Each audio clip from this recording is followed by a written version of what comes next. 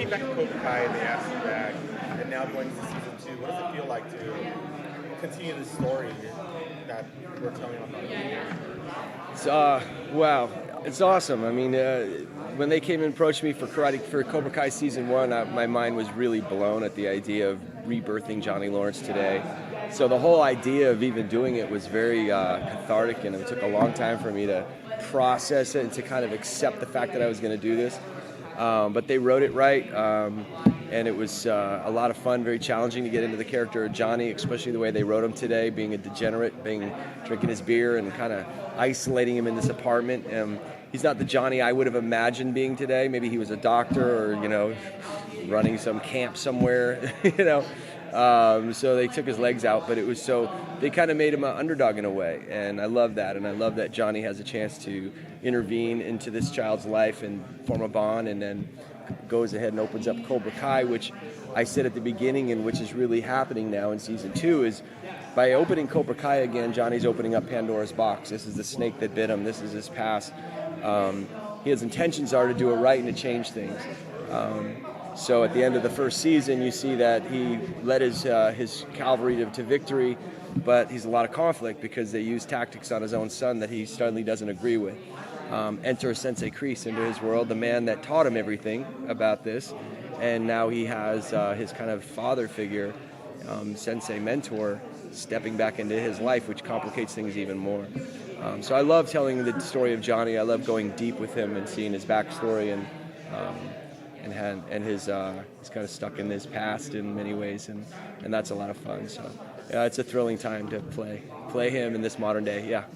I was just like, speaking of with your son, that's yeah. How are we going to see that develop in season 2, especially in comparison to your own experience? Yeah, well, the heart of Johnny, when I read the script and when I heard the story, is his son, and the fact that he's estranged from his son and he feels like he failed him. So he's still throwing the lifeline out to his son, hopefully to earn a spot back in his life. But he's got a lot of, Robbie, his son, has a lot of right to not trust that because Johnny wasn't there.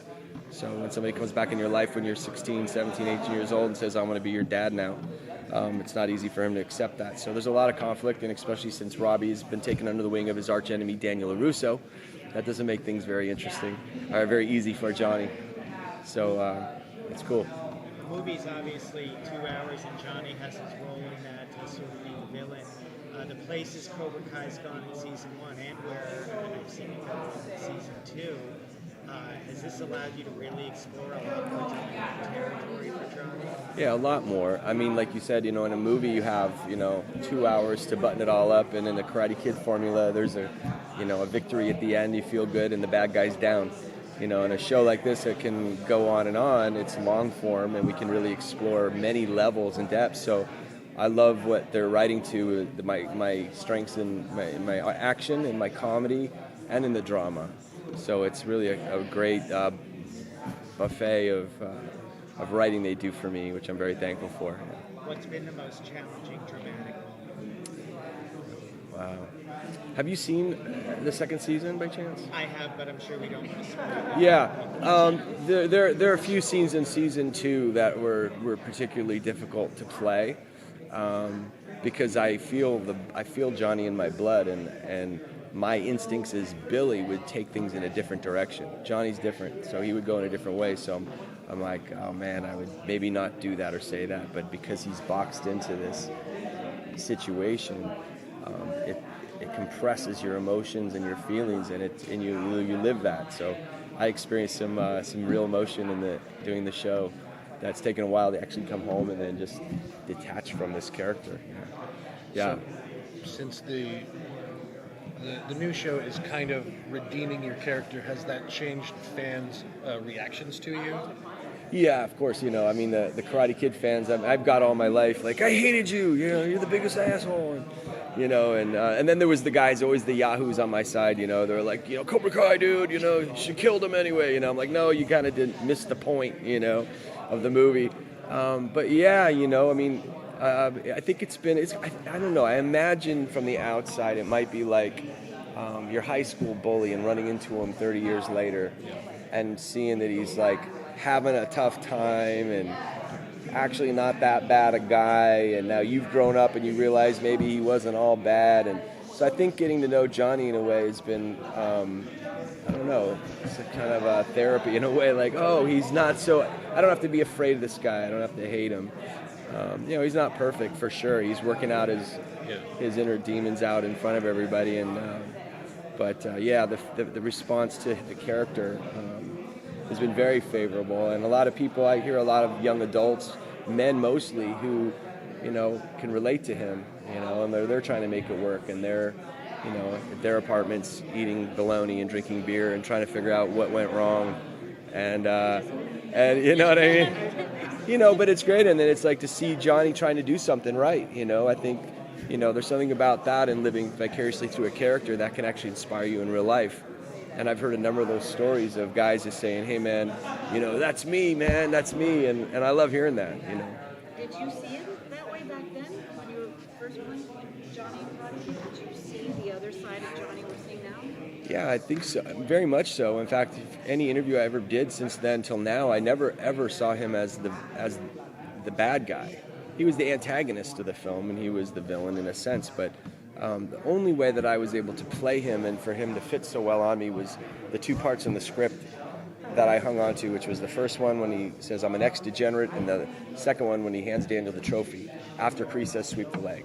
When I read those two parts in the script, I'm like, oh, so he's not just all bad. You know, at the end of the movie, if Daniel would have kicked him in the face and Johnny would have come at him with a baseball bat, then he's like unredeemable, right?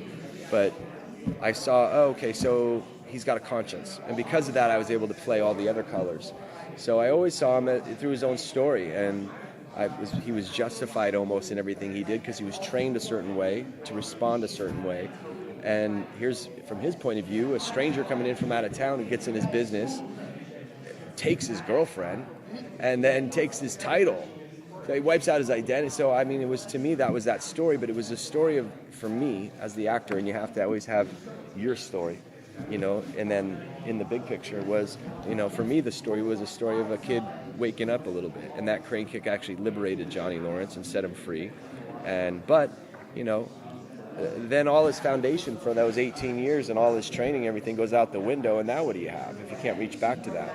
So he's been a lost kind of soul for this many years, and now he's finally getting to the point where he's going to try to make some things, make some changes, and grow up. I think there's something about that people relate to, and you know, and that's cool. Here comes a filmmaker. Yes, he picks his camera up and he becomes a YouTube star. Yeah. Last question. Yeah. If Johnny had had a Mr. Miyagi, do you think he would have turned out differently? Oh yeah, I always say that. Ralph and I joke about that all the time. You know, if Johnny would have stumbled into you know, the South Seas Apartments and made a bonsai tree, he would have turned into Daniel LaRusso. And if Johnny wasn't at Cobra Kai the day he peeped his little head in there, hey LaRusso, no, you know, like, remember when he comes to the dojo and he wants to learn karate, and then Johnny's there? Daniel was this close away from getting into the clutches of Kreese. So it could have gone either way, and then we could have a whole different story. But that's like life, you know. You're affected by who you run into and who takes over in your life and who you give power to. Glad to get to see the side of Johnny. It's a lot of fun. Thank you, guys. Thank you. I appreciate it. Thank you very much. Thank you for watching Muse. If you like what you saw, make sure to subscribe to our channel and click on all the other videos you see to watch more of our content.